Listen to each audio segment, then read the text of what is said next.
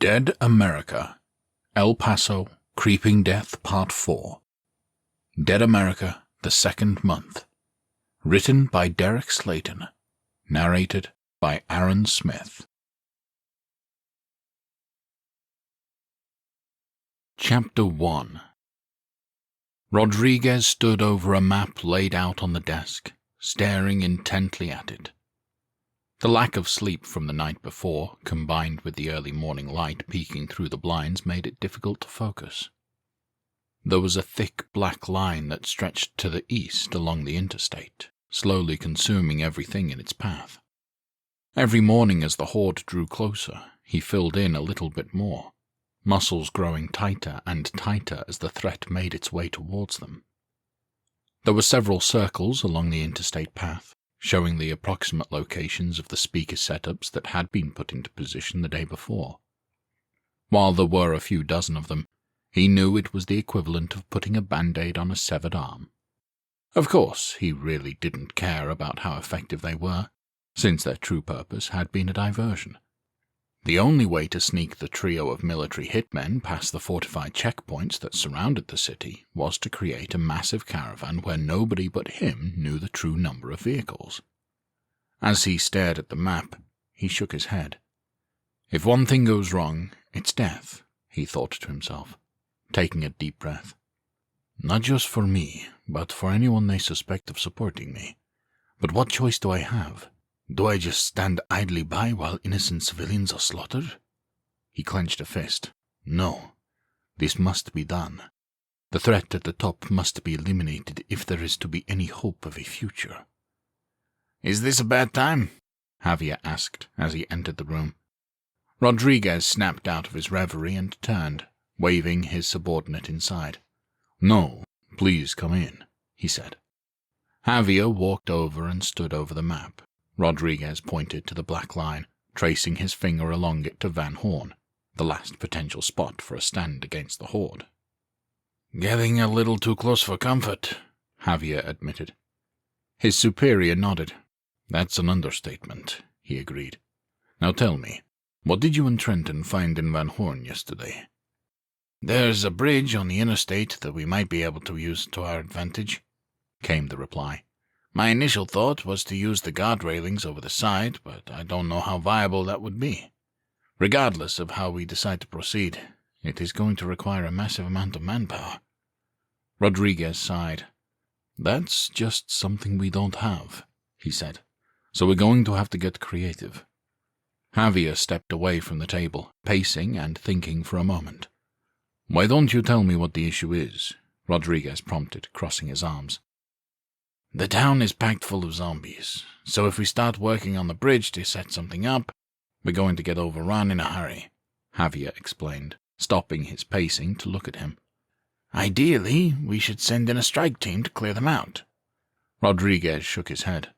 Tiago would never approve the use of that much ammunition, let alone the manpower required to use it, he replied. But I do have another idea. He pointed to the circles on the map. I have sent out several teams to activate these setups as the horde approaches them. There are also a few turnoffs onto the dirt roads that the men came across yesterday, that we are installing new stations at. There is another team loading up right now in the garage. I want you to take command of it, and start setting these up around the north part of Van Horn. Javier shook his head, brow furrowing. I don't understand how that's going to help, since the sound won't carry that far, he replied. I understand your concern, Rodriguez said, nodding, and then pointed to several dead-end roads at the north part of town. He circled several areas along the northern ridge before drawing another set of circles half a mile or so above them. Set the sound up in 2 stages, he explained. That way the creatures will be attracted to the first, and hopefully catch on to the second and continue moving north. Once they are operational, we can send in decoy teams to lead the ones further into town towards them. Every few blocks, we can set up a new station, which will hopefully reach further into town. We don't need to clear them all out, just keep them occupied for a day, so we can get set up. Javier nodded sharply. I will make preparations immediately, he declared. The team is scheduled to stop by Fabian's to pick up some help. Rodriguez continued.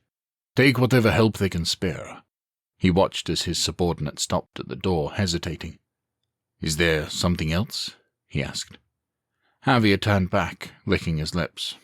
"I was sorry to hear about Carlos, Juan, and Antonio," he said. "Their deaths were painful, to be sure," Rodriguez replied, feigning upset, though inside his heart pounded. Javier took a deep breath. "I'm just—" he trailed off, swallowing hard. "I'm just shaken up on how close it was to being me instead of Carlos driving that vehicle." Rodriguez approached him and put his hand on his shoulder. "I had a similar incident several years ago," he said gently. "I was injured in a fight with a rival gang, so I was taken off patrol the next night. The man who replaced me was gunned down in his car at a stoplight. Ambushed on both sides, so regardless of who was driving, they wouldn't have had a chance.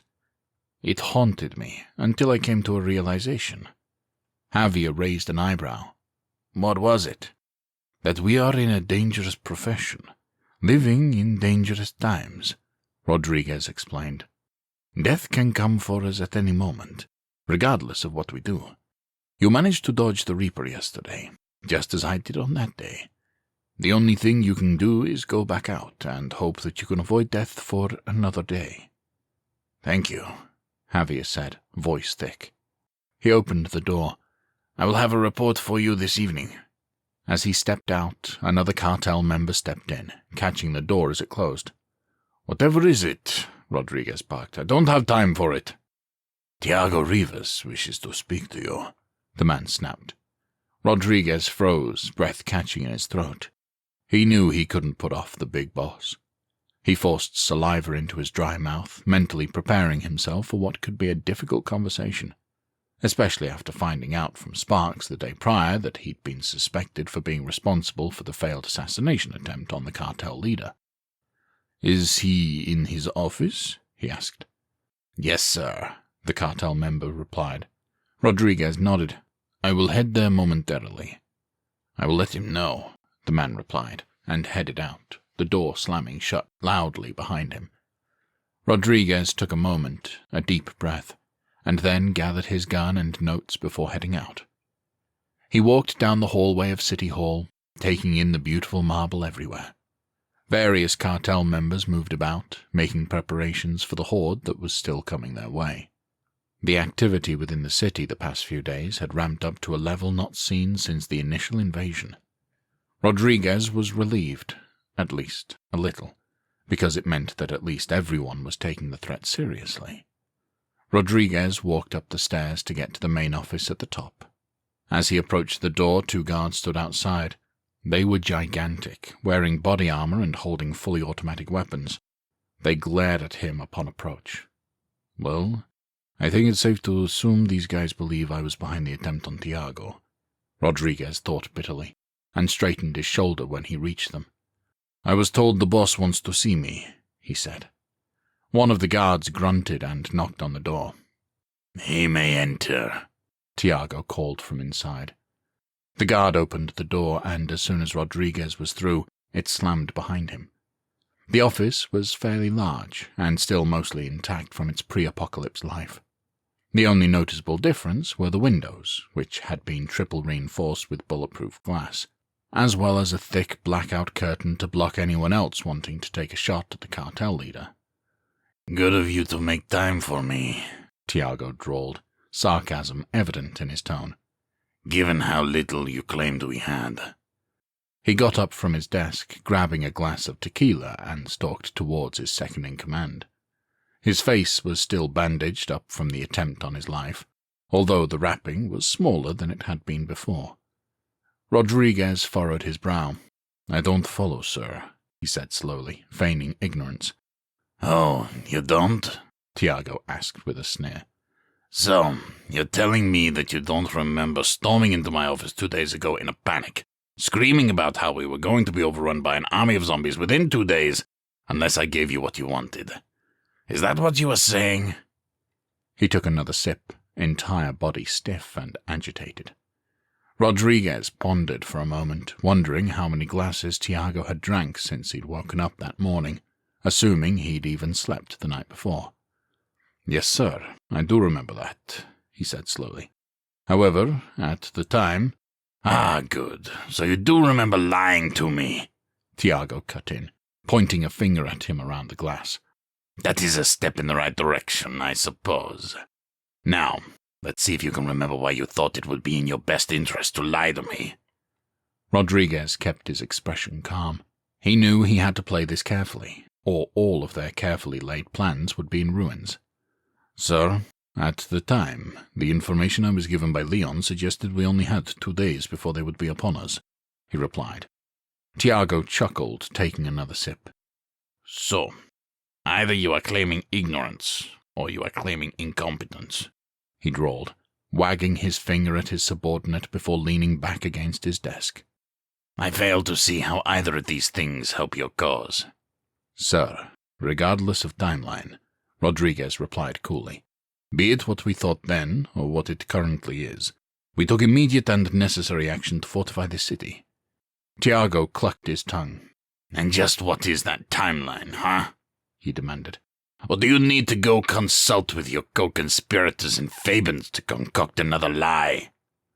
Rodriguez's mind reeled.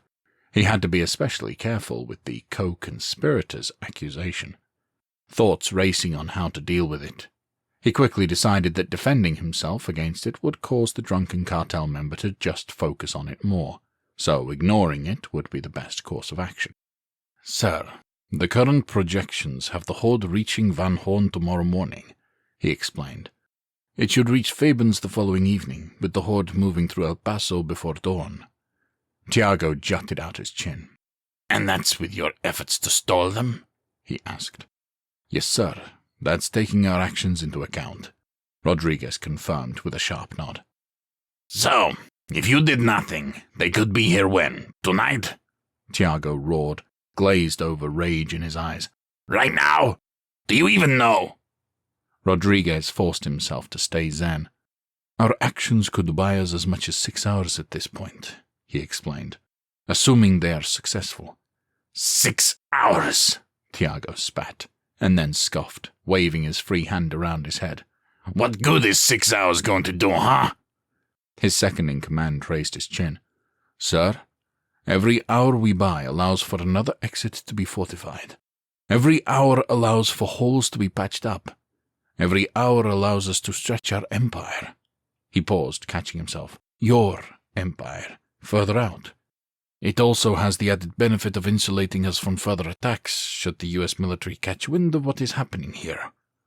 Tiago glared at him. I have already experienced the U.S. military, he growled, and it has left me in this condition. He pointed to his bandages. Sir, that was one man, Rodriguez replied.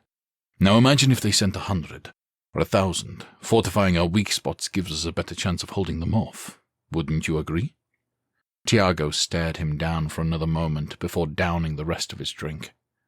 Do whatever you wish, he slurred, waving him off. Just get out of my sight.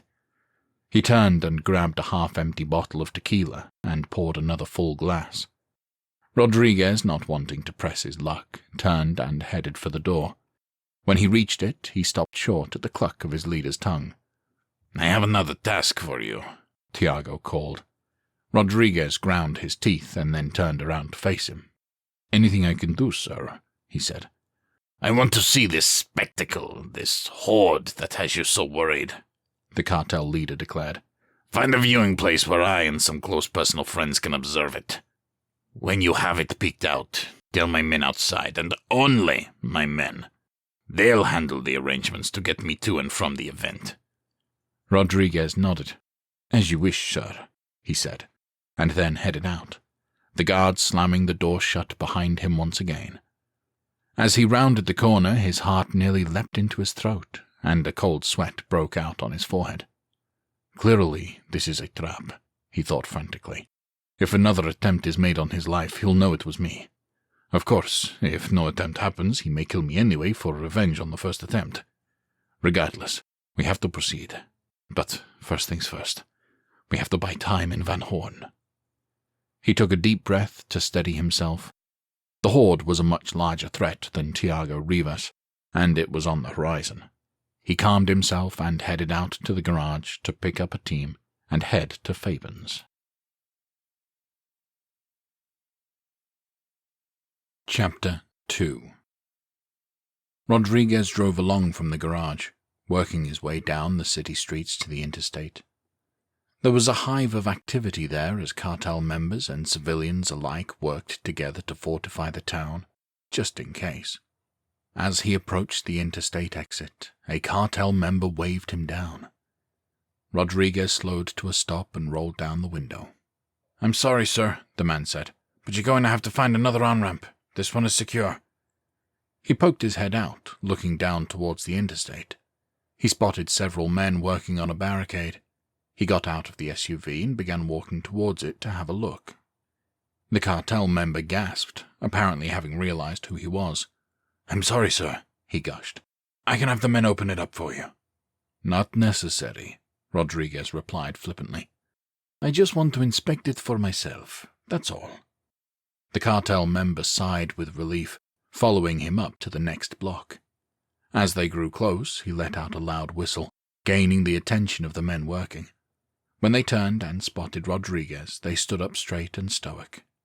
Rodriguez walked up to the barrier, which had been made of thick metal welded onto cars. It stretched across the entire exit ramp from wall to wall. The barrier stretched up 8 feet into the air, and the tires of the cars were flattened, with extra reinforcement on the vehicles to prevent them from moving when the zombies started pushing. He nodded in approval. "You men are doing fine work," he said. "As long as nothing attracts those things this way, it should hold nicely." He waved a hand. "Are the rest of the exits this secure?" he asked. "Yes, sir," one of the men replied, nodding. "We are fortifying everyone in the city." "Good to know," Rodriguez replied. "But can you tell me where I can get on the interstate? Because this is the exit I took last night." The cartel member pointed. "Carver Street is being left open, about 4 blocks to the north," he explained. "It's the narrowest ramp in the city, so it will be the quickest to patch up." "Good work, men," Rodriguez declared. "You keep this up, and the city will survive to see another day." The men smiled and nodded, and he headed back to his vehicle, starting it up and heading off to find the aforementioned ramp. It took a few minutes, but he found it and waved at the guards there before he was back on the interstate. He took his time, checking every exit as he went.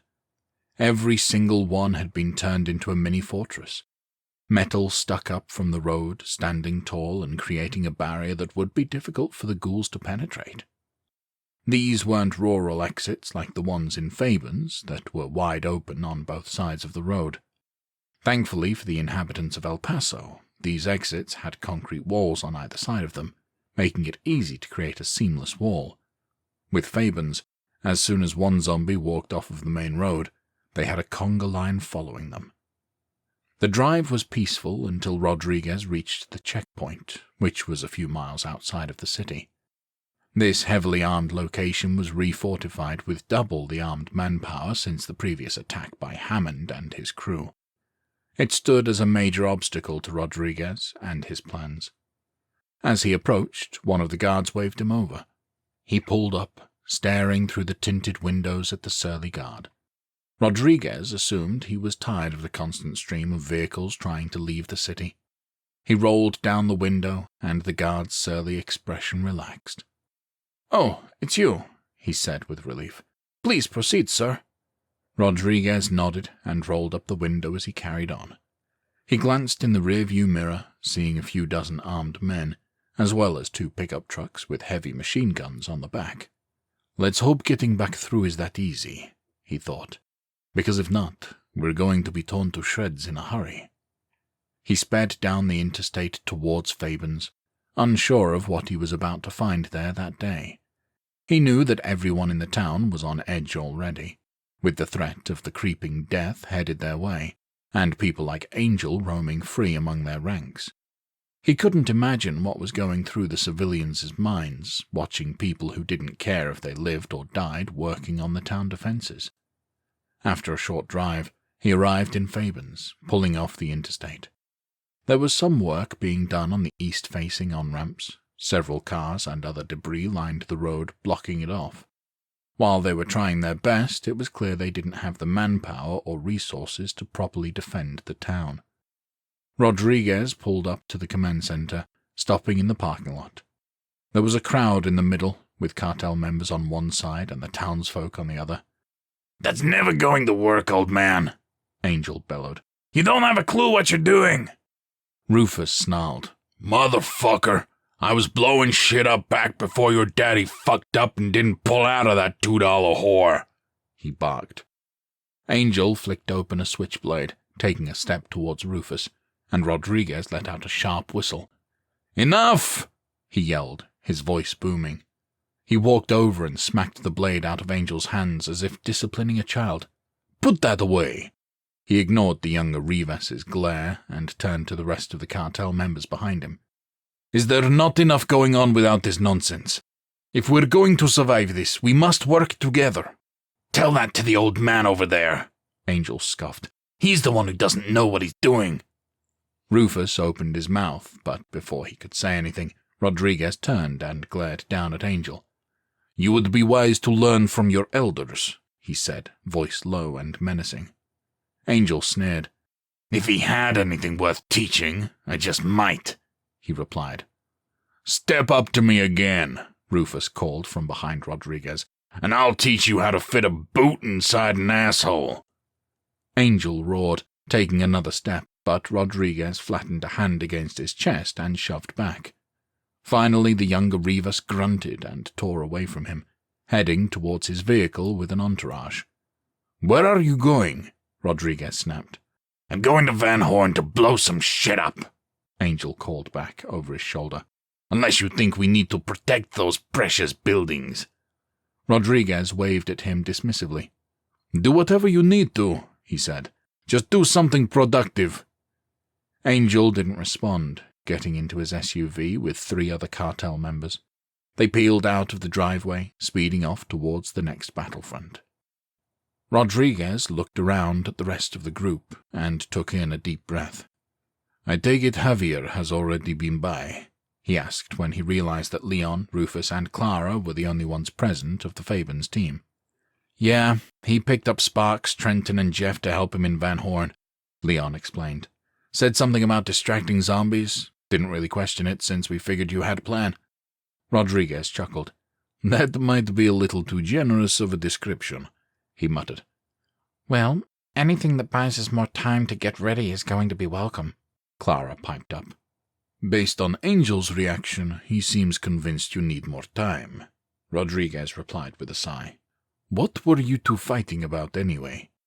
Rufus jutted out his chin. "Fighting about the humdinger," he explained. Rodriguez blinked at him and then shook his head. "I don't really know what that is."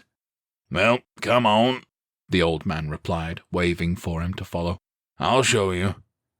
Rufus led the group around to the back of the command center, where there was a school bus parked. There was a stepladder that led up into the rear, and the old man led Rodriguez inside. When Rodriguez stepped in, his eyes widened. "Whoa," he breathed. "Glad you approve," Rufus replied with a lopsided grin. Rodriguez stared around the interior of the bus. All of the seats had been ripped out, replaced by 50-gallon drums with wires sticking out of them. A dozen or so of these were clamped into place. "What's in these?" he asked as he cautiously moved through the vehicle, inspecting the drums. "Some have high-test gasoline," Rufus explained, "while a couple have a proprietary mixture of household and industrial-strength cleaning products that will add a little pop to the explosion." Rodriguez knelt down to look at the fuse, which ran down into the floorboard. "And this? That goes to the gas tank for that extra boost," Rufus replied with a smirk. "This all looks solid," Rodriguez admitted, standing up. "What was Angel whining about?" The old man sighed. "Well, he was insistent on making it a remote detonation, which is a terrible idea," he explained. "All it would take is one jackwagon using the wrong walkie-talkie frequency to set this thing off. If we don't tie this just right, all we're going to accomplish is letting those dead fucks know what direction to keep coming."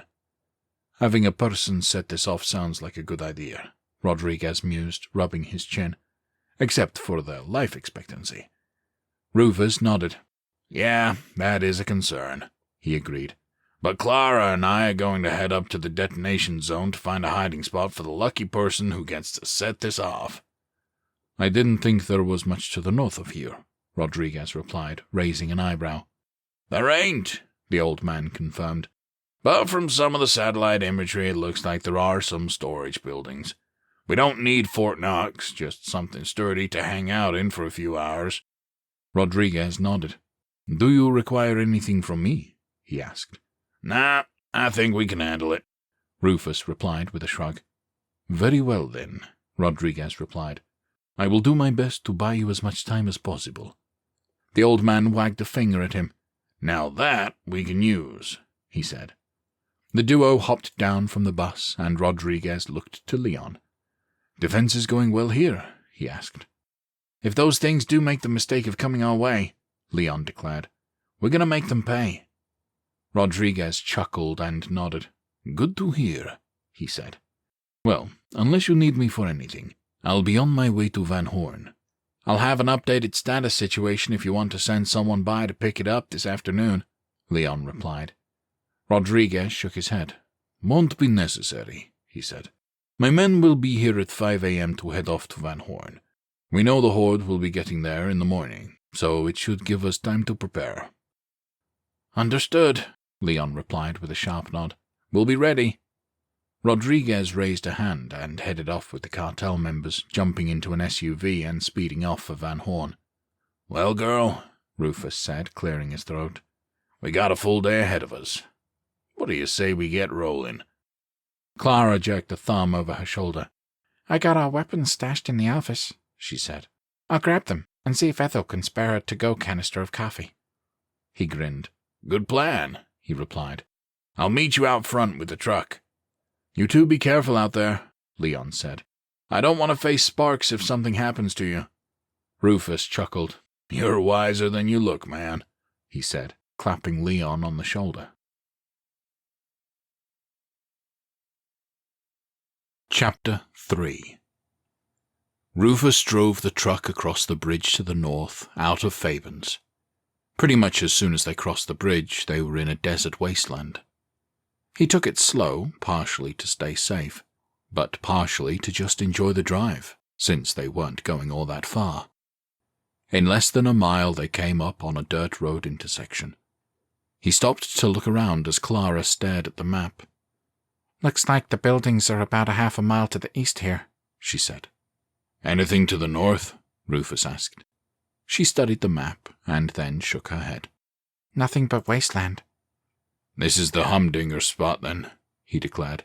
Park it just off the road, set it off, and those fuckers are wandering the desert until they fall apart. Clara nodded. Let's go find ourselves a hiding spot, then. Rufus made the turn to head towards the buildings, which was about a half-mile or so from the intersection. The drive was a bit bumpy due to the unkempt dirt road. Why would anybody build something like this down such a messed-up road? Clara wondered out loud. Rufus shrugged. Well, if you ain't got money, you build wherever you can, he said. Land like this don't cost that much. Sounds like you're speaking from experience, she said, raising an eyebrow. He chuckled. You're not wrong, he admitted. Spent most of my life living in a backwater town. Never had much money, but what money I did have went a whole lot further. I can think of worse ways to live life, Clara said. They approached the two moderately sized buildings, about the size of standard family-sized homes. As they pulled up, a few zombies came out from behind one of the structures, shambling their way towards the tall chain-link fence. Looks like someone had our idea from the start, Rufus muttered. There were 6 ghouls in total, looking like a complete family. Parents, grandparents, and some kids. Everyone had significant numbers of bite marks on them. At least, that's what Rufus assumed, since the clothing was torn and bloody. Only one of them, a teenage girl, was unscathed. The only signs of trauma were massive bloodstains around her face and on her clothes. Though neither of the two said anything, the story of what happened to this family was painfully obvious. Should we take them out? Clara asked hoarsely. Or keep looking? Time is short, and there ain't that many of them, Rufus replied, shaking his head. Plus, I doubt there's any other place within walking distance of the bomb site.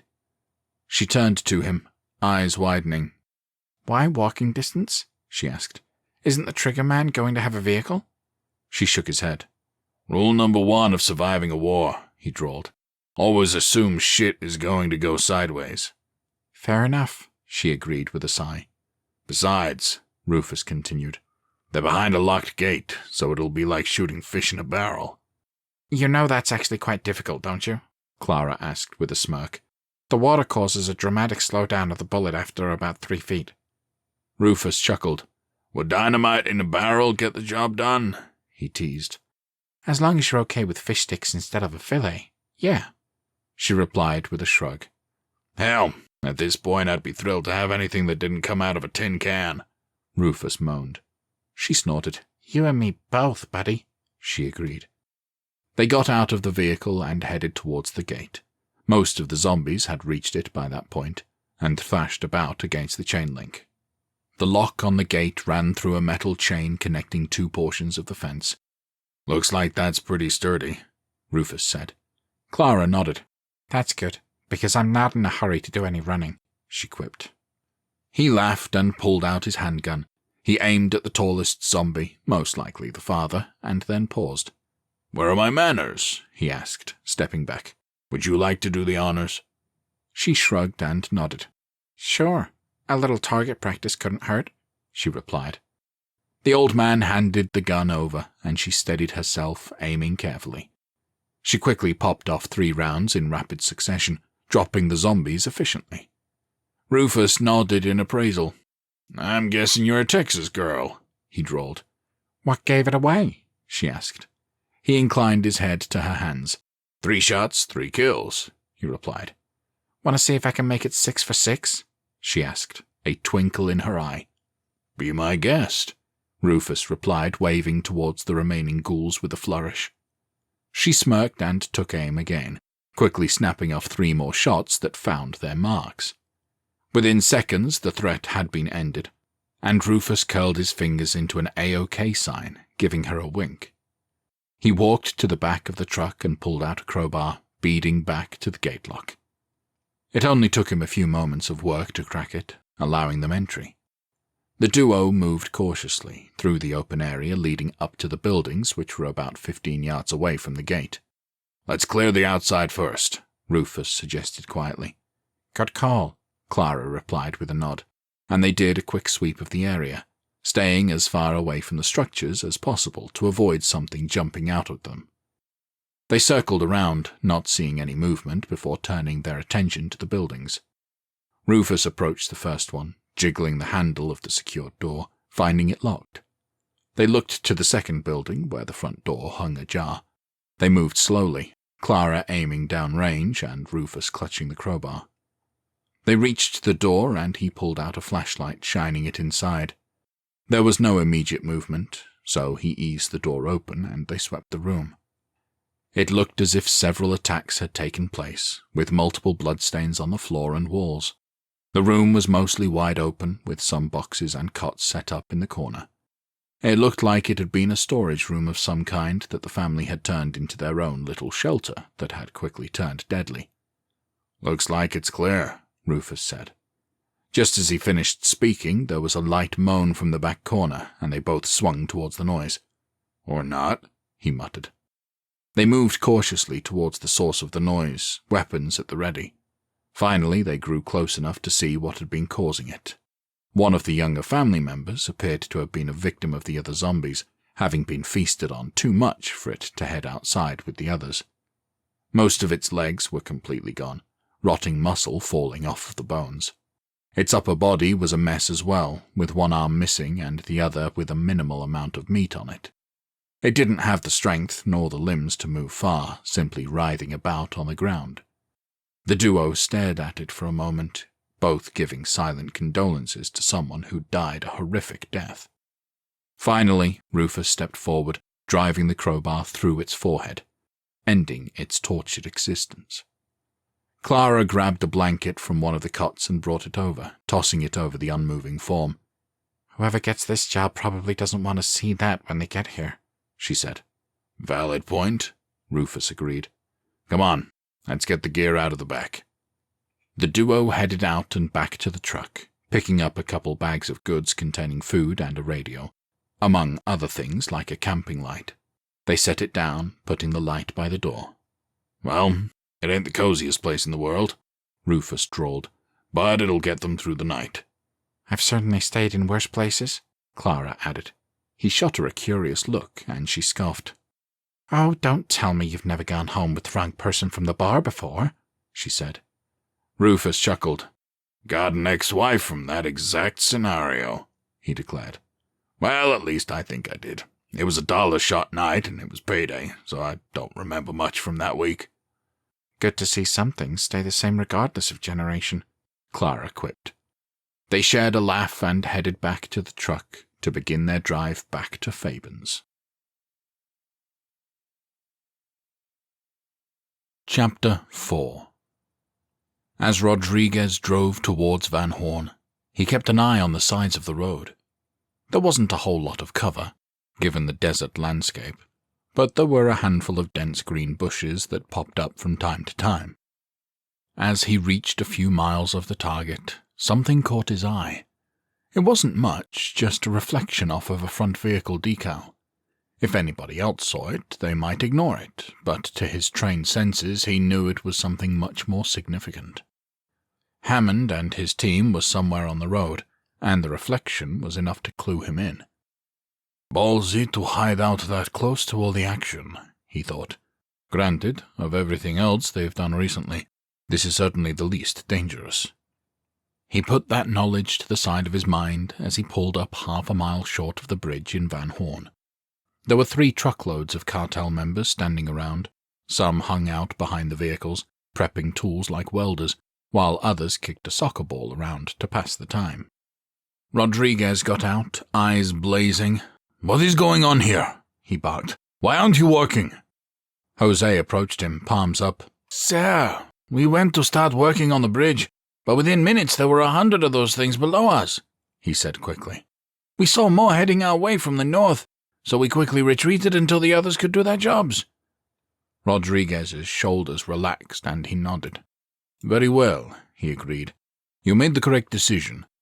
He pulled out his radio and fiddled with the dial before raising it to his lips. "Javier, do you copy?" he asked. "I'm here, boss," Javier finally replied. Rodriguez straightened. "What is your situation?" he asked. "We're half a mile north of town," came the reply. "Setting up the final radio beacon." Rodriguez nodded. "Okay, I'm sending another team your way," he said. "Sir, we have the situation under control," Javier protested. "We have already lost too much time, and need to expedite things," Rodriguez countered. "Understood," came the immediate reply. "Have them come around on the dirt trail that begins a mile west of the bridge. I will have someone meet them." "They will be there soon," Rodriguez replied, and put the radio away, waving for Jose to approach. "Yes, boss?" he asked politely. Rodriguez motioned to the men. "Who are your 2 least skilled workers?" Jose glanced around, and then motioned to the 2 men kicking the soccer ball back and forth. His superior shook his head with a sigh. "Why am I not surprised?" he muttered, and then let out a loud whistle to get their attention. The men looked over, noticing who was summoning them, and their eyes widened like scolded children. They left the ball in the middle of the road, walking over with hunched shoulders, tails between their legs. "Yes, boss," one mumbled. "What are your names?" Rodriguez asked. "I'm Ricardo, and this is Armando," the cartel member replied, and his partner gave a nervous nod. "Well, Ricardo and Armando," Rodriguez said in a level tone, "you just volunteered to go help Javier and the others distract those things so we can get to work on the bridge." He pointed down the interstate. "The dirt trail is half a mile that way, and shouldn't be more than a couple of miles to the end. And since you have a lot of energy to spare, you can run it." He jerked a thumb over his shoulder. "If you're not there in 20 minutes, consider yourselves relieved of duty." Both men shared a terrified look. Being relieved of duty meant they'd be left out there to fend for themselves. Neither man spoke. They simply broke out into a sprint, running as hard as they could towards the trail. Jose's brow furrowed. Sir, forgive me, he said slowly, but you're not really going to leave them out here, are you? Rodriguez smirked. Of course not, he murmured so that only his companion could hear. However, an example needed to be made that this is not a time to be playing around. Jose nodded jerkily. Now, go, finish making preparations, Rodriguez said loudly, and his subordinate rushed off to continue prepping the tools. On the north side of town, a quarter-mile from the nearest building, Javier flipped on the last radio beacon. It blasted some random Tejano music, echoing in the air. Jeff shook his head with disgust. Still think we should have gotten some Slayer, he muttered. Javier nodded and sighed. Wait, why are you nodding? Jeff asked, blinking at him. Because I agree with you, Javier replied. Jeff gaped at him and shook his head. You listen to Slayer? He asked. Of course, doesn't everyone? Javier asked flippantly. I saw them a few years ago when they played Mexico City. Pretty sure I still have hearing loss from that night. Jeff chuckled. You just don't strike me as a typical Slayer fan, he admitted. Well, there was at least 20,000 of us there that night, Javier replied. And there is your daily don't judge a book by its cover lesson, Sparks cut in, shooting Jeff a pointed look. Before he could reply, an SUV sped towards them, slamming on the brakes and skidding to a stop a few feet away. Angel burst out of the driver's seat, his face red. Although there are exceptions to that rule, Sparks muttered. What are you just standing around for? Angel barked. It's time to go blow some shit up. Javier shook his head. That's not the purpose of this mission, he replied. Angel glared at him, stepping up and jutting out his chin. Who are you to tell me what my business is, little man? He demanded, sneering. Javier withered under his stare. The younger Rivas chuckled, throwing him a wink. Yeah, that's what I thought, he drawled. He headed back to his vehicle where the other men stood waiting for him. What part of town do you want to start in? Sparks asked. Angel spread his arms and grinned.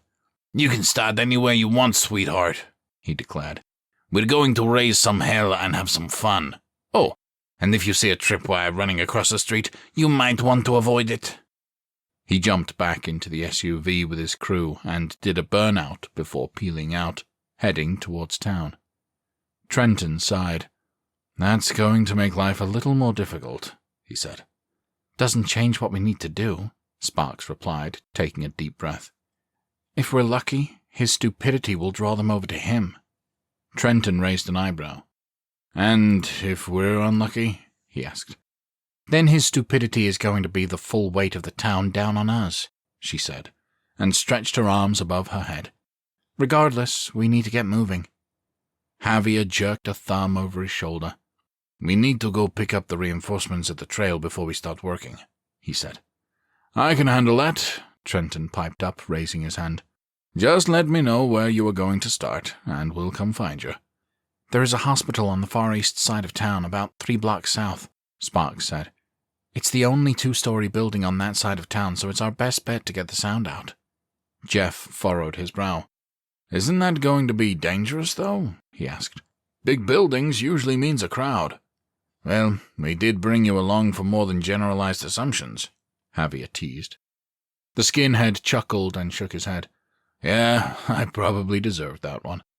Probably? Sparks asked, crossing her arms. Yeah, Jeff drawled, waving a hand at her.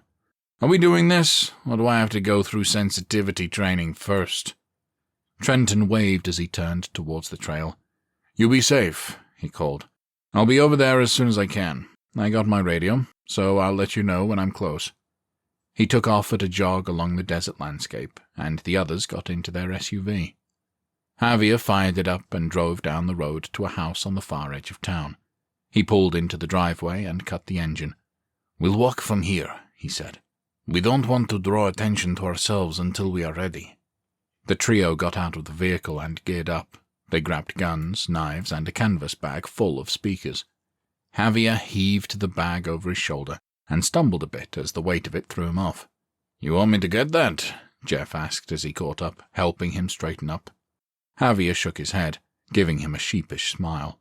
"No, I'd much rather you focused on beating those things down than being a pack mule," he said. "I can do that," the skinhead replied with a sharp nod. As Javier struggled under the weight of the bag, he pulled out a machete to give himself a little bit of defense. Both Sparks and Jeff followed suit, the former unlatching her handgun holster for quick access. The trio walked to the edge of the building, with Sparks in the lead. She peeked down the street, seeing 5 ghouls about a half-block away. From where they were, they could hear the speakers they'd set up a quarter-mile away. It echoed against the buildings leading down the street. "We already got a handful of them," she whispered. "Just want to wait them out?" Javier asked. She shook her head. "No, we need to get moving." "Time to earn my paycheck," Jeff muttered, and stepped around her to head towards the zombies. They were half a block away and closing, but when they spotted him, they moaned with excitement and shuffled a little faster. The first ghoul, what used to be a young, petite teenage girl, was a few yards ahead of the rest of the group. Jeff stepped up to it, grabbing its shirt and leg, and quickly pile-driving the corpse into the ground. Shards of skull and brain matter splattered across the pavement. "Little dramatic, don't you think?" Sparks teased, stepping up beside him to survey his handiwork. Jeff shrugged. "Been in the car too long. I needed to stretch a bit," he replied. Sparks chuckled and stepped up to the next ghoul, a well-dressed corpse in a suit and tie. She didn't mess around, simply swinging her machete and slicing into the side of its head. One by one, the duo alternated kills, slashing and stabbing away until they were the only things left standing. As Sparks dropped the final ghoul, Javier stepped out from behind cover and caught up to them. "You guys are quite the team," he said as he looked around at the pile of bodies. Jeff grinned. "Been fighting together since this shit began," he declared. "Still, it's impressive," Javier replied.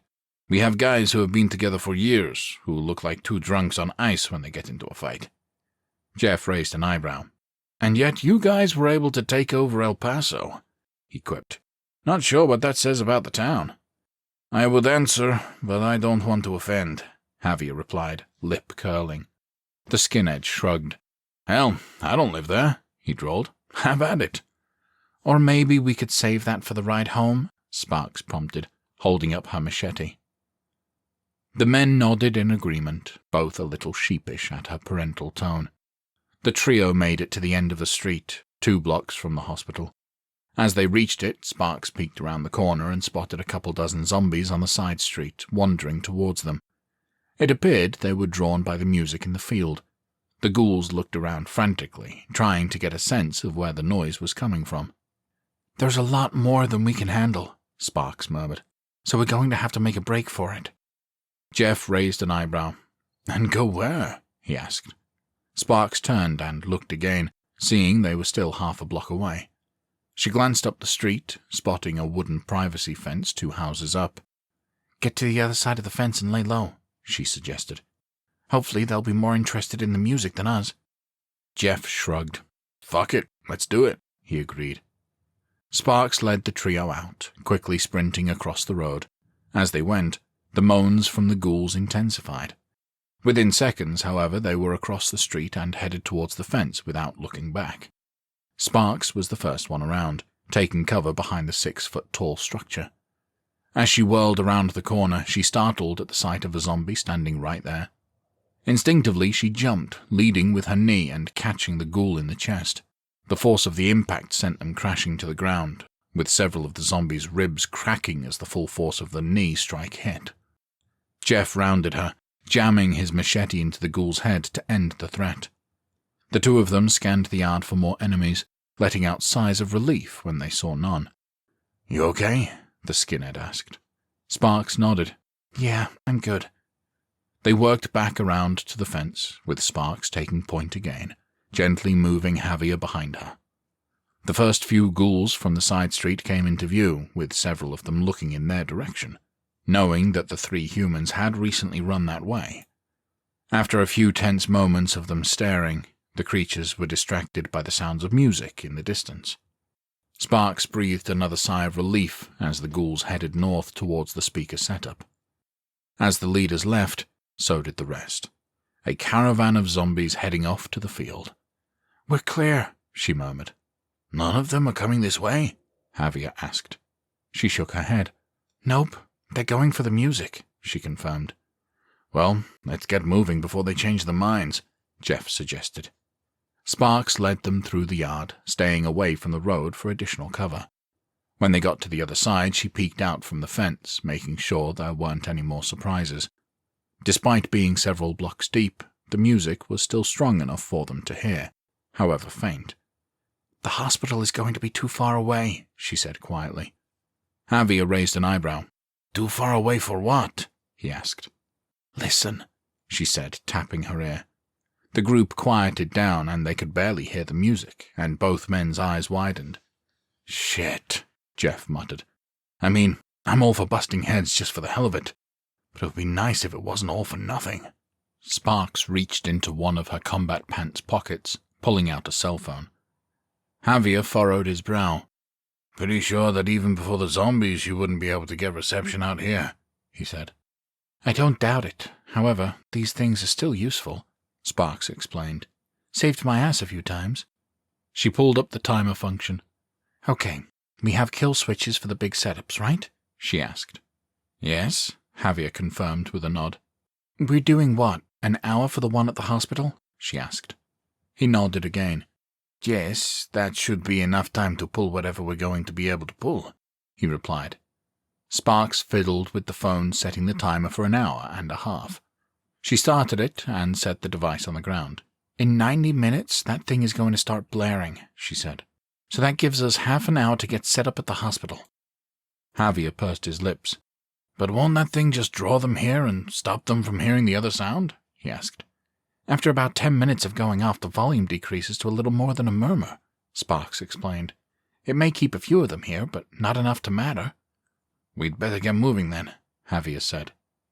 The redhead looked over at Jeff, who stood by the fence, staring down the road towards the hospital. "What do you see, big fella?" she asked softly. "Couple dozen in the road," he replied. "Just came out from a side street." Sparks joined him at the fence, looking out at the new obstacle. "We're just going to have to risk it," she said, and pointed to an open field just before the hospital parking lot. The zombies were about 50 yards away from the edge of it. "We'll just cut across the field and get inside," she suggested. "Even if they follow us in, that place is big enough to lose them." "Plus, we're not going to be there that long," Javier added. "The setup is wired, so all we have to do is pull it out of the bag and aim the speakers." Jeff shrugged. Fuck it," he replied. "Worst case is I get to bash in a few heads with medical equipment." "That's the spirit," Sparks said playfully, giving him a light smack on the back. The three of them headed out, pumping their legs hard and racing towards the entrance of the hospital. It was a medium-sized building, taking up the majority of the block. With 2 floors, it loomed over the street, and looked relatively unscathed from the apocalypse. There were, however, a handful of zombies in the parking lot, who turned their attention towards the trio as they approached. As they ran towards the building, the ghouls on the side street took notice as well, moaning and lumbering towards them. The group ignored them, instead focused entirely on the front entrance to the building. Sparks was the first to the pavement, with a clear path to the door. As she raced forward, the mantra in her head continued over and over. "Nothing is in the doorway. Nothing is in the doorway." Her silent prayer was answered as they approached, the front swinging doors wide open and free of any corpses. She glanced back to the parking lot, seeing the closest zombie was still 20 yards away, so she took a beat to rest. "Javier, you secure the door once we're inside," she instructed. "Jeff and I will clear the lobby." The men nodded, and she burst into the building, machete at the ready. The light pierced through the front glass, illuminating the lobby. As Sparks stepped into it, there was movement from the far corner. 2 o'clock, she declared. "I got it." The redhead raced towards the movement. As she grew closer, her eyes adjusted to the dim lighting conditions, revealing 2 ghouls struggling to get up off of the ground. She executed a forceful straight-leg kick, hitting the closest zombie in the shoulder and sending it tumbling back into the other one. They slammed into the wall before hitting the ground. She hacked at their heads, cracking them both open like coconuts in short order. She turned just as Jeff decapitated another zombie that had wandered out from behind the front desk. While Javier did what he could to secure the door, he managed to latch the dual swinging doors, giving it a tiny bit of security. "Give me a hand with the couch," he said, and Jeff immediately grabbed one end of the waiting room couch as Javier grabbed the other. They managed to move it in front of the door just as the first wave of ghouls arrived outside.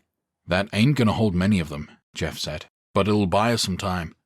As Sparks began to speak to get the group moving, she heard moans coming from down the hallway just past the lobby doors. The noise put her on edge, sounding like more than one. The boys noticed her tense up. "Sparks, what's up?" Jeff asked. She held up a finger to keep them quiet and strained her ears. As they walked towards her position, the moans were clearer from the other side of the door. "The stairwell is most likely on the outer wall," Sparks whispered.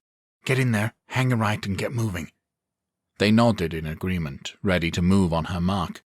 She took a deep breath and readied her weapon before throwing open the door.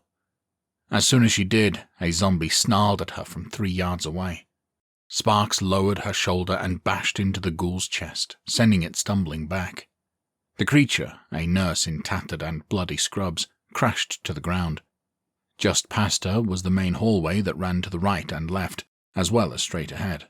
The lighting was even dimmer back there, with some emergency lighting spreading about that was clearly running low on juice as they flickered on and off. Even in the low light, however, she could still see movement. 10, maybe more," she whispered. "Be careful." She led the group past the fallen zombie nurse, hanging a right down the main hallway. As she made the turn, she spotted a pack of zombies crowded in the hall, a collection of patients and unfortunate medical personnel who apparently didn't survive the initial onslaught. "Rumble through them?" Jeff whispered. Sparks shook her head. "Let's try the other way first." They reversed course and jogged down the other side of the hallway. As they went by, Jeff kicked the nurse that struggled to get back up, sending it back onto the ground. The other path was a bit clearer, with only a couple of creatures in the relatively narrow hallway. The first zombie came up quick, and Sparks swung her blade into the side of its head. As she removed her weapon, Jeff stepped past her to crack the skull of the next creature. The rest of the hallway was clear, leading to the outer edge of the building. The trio raced down the hall, looking for the doors for a stairs sign, but seeing nothing. Sparks led them up to the turn down the outer hallway.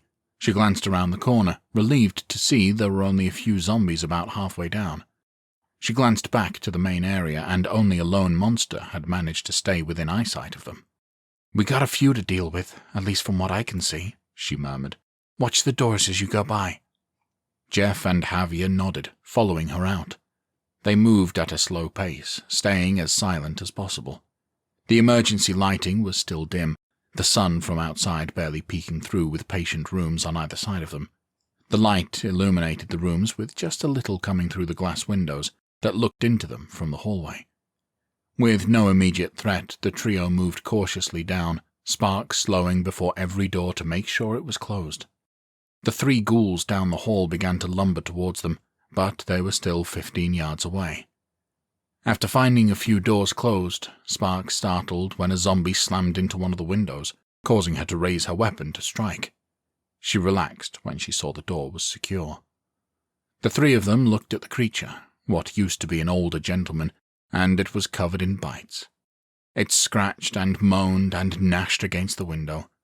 A few seconds later, several more ghouls joined in, a mix of civilians and hospital personnel, plus a badly mangled security guard. All Sparks could do was shake her head in disbelief.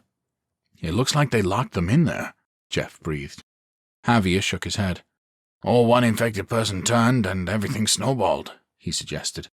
Sparks whipped to the side, noticing the first of the hallway zombies were within 5 yards of them. She casually jammed the tip of her machete into its head. "Come on," she said. "We can't do anything for them." The trio continued to work their way down the hallway. Both Jeff and Sparks stepped up to dispatch the 2 remaining zombies, clearing the way down to the back wall of the hospital. As they got halfway down, Javier spotted a small sign on the wall. "Hey, guys," he said, "I found it." Sparks and Jeff headed back to him, seeing the door with the stairwell sign above it. "Just glad it wasn't looking for us," Jeff quipped. Sparks put her hand on the door release, readying her machete. She shoved it open, hoping for no resistance. When she found the stairwell empty, she let out a sigh of relief and moved inside. The stairs were better lit than the hallway, as there was a skylight at the very top, allowing sunlight to pour in. It didn't seem to be an emergency stairwell, more a normal one that patients and doctors alike would have used. Sparks hesitated briefly when she spotted bloodstains on the floor, and strained her ears. She didn't hear any movement or moaning, and so proceeded up to the next landing. "Shit, no roof access," Jeff muttered. "Maybe it's in a maintenance area?" Javier asked. Sparks checked her watch. There was 15 minutes left to get set up and stay on schedule with the cell phone alarm. "We'll do a quick sweep and try to find it," she said. "If we can't, then we set up in the corner room." The others nodded, and she got into position at the door. She gently pushed it open, looking down the hallway to the right. She spotted a lone zombie about 10 yards away that was fixated on a window looking into a patient room. She motioned to the others, holding up one finger to signify the one ghoul. She pointed to Jeff, motioning for him to focus his attention on the left while she dealt with the zombie on the right. At his nod, she burst from the door, racing towards the ghoul and lopping its head clean off. She remained vigilant, looking down the hallway and seeing nothing. "Get some, you goddamn cock-sucking motherfuckers!" Jeff bellowed, and Sparks whipped around to find the skinhead hacking wildly at a group of 10 zombies coming up the hallway. She quickly dropped her machete and drew her handgun. "Jeff, move!" she barked. He glanced back and then ducked out of the way. As soon as he was clear, she unloaded shots. One after another in rapid succession. She hit each target square in the forehead, dropping corpses like flies. Within a matter of seconds, her magazine was empty, and the threat had been neutralized. Jeff let out a yell, hands over his ears, shaking his head back and forth. "Fucking hell, man," he said loudly. "Ears are ringing like I'm front row at Maiden."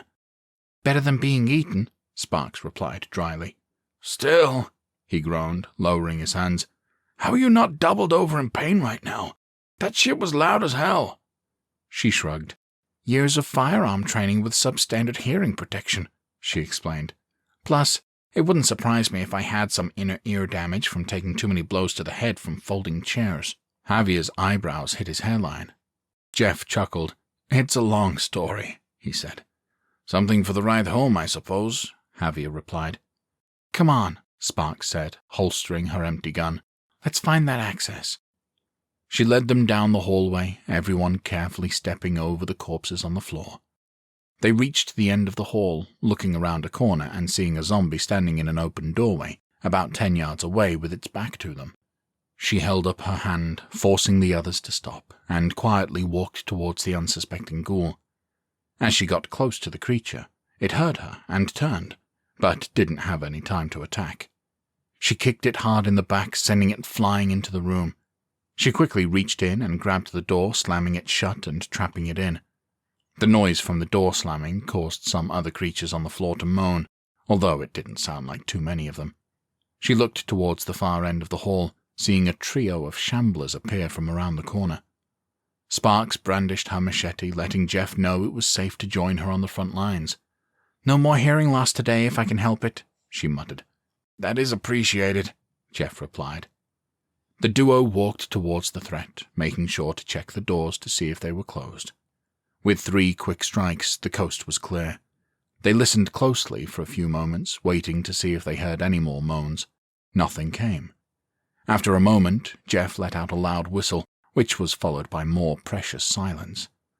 "That takes care of that," he said. Sparks nodded. "Let's find that roof access."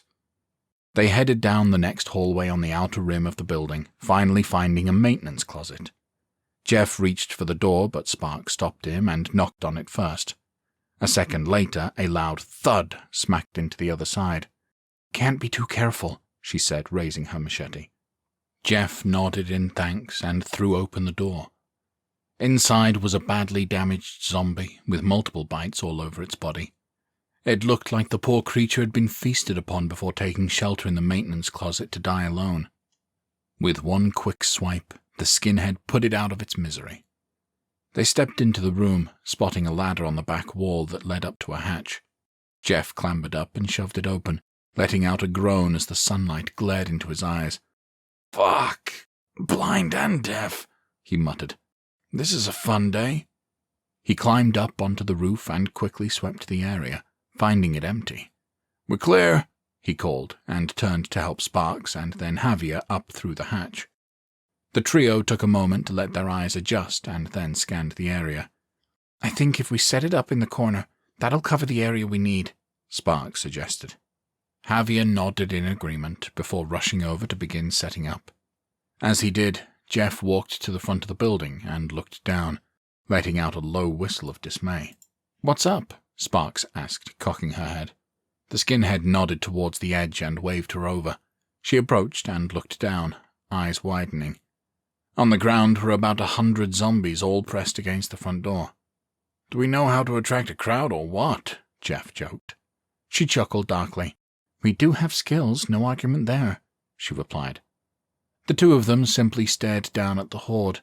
It was a sight to behold, and both were thankful they could use the back exit of the building. Sparks looked out over the city towards the bridge, barely able to make it out in the distance.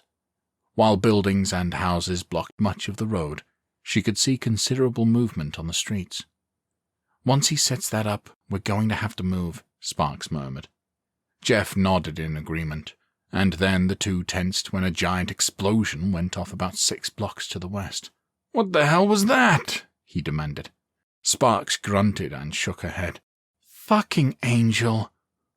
All she could do was stand on the roof and watch helplessly as zombies from all parts of town started moving, converging on the source of the explosion. "Well, at least he made it easier for us to get out," Jeff quipped. Sparks pursed her lips with concern. "We'll see." Chapter 5. Rodriguez stood by his vehicle, watching the others do another check on the tools. He laughed internally, knowing that the gear didn't need any more checking. But they continued to work because he'd sent the two soccer-playing knuckleheads into battle. All of a sudden, a large explosion went off in the distance, and everyone startled. "Boss, what was that?" Jose cried, running over in a panic. He stayed silent for a moment, tamping down the anger. He knew it was Angel being reckless, not adhering to the plan and putting the others out there in danger. He couldn't do anything about it, however. "Our sign to move," he said dryly, and then turned to the men. "Okay, listen up," he barked. "You all know what your job is, so get in there and get it done." He turned to Jose. "Do you have people on guard patrol?" he asked. His subordinate shook his head. "That was Ricardo and Armando," he replied. "You, come here," Rodriguez said, snapping at a random cartel member. The young man, who couldn't be more than 20, ran over. He didn't say a word, simply standing there and waiting for his orders. "When we get to the bridge, I want you to take point in front of everyone," Rodriguez instructed. "You are to watch the interstate as well as the roads below. If you see a threat, you alert us. Can you handle that?" The young man stood tall, nodding sharply. "Good man," Rodriguez said, clapping him on the shoulder, and then turned to the rest. "Let's move like we have purpose," he declared.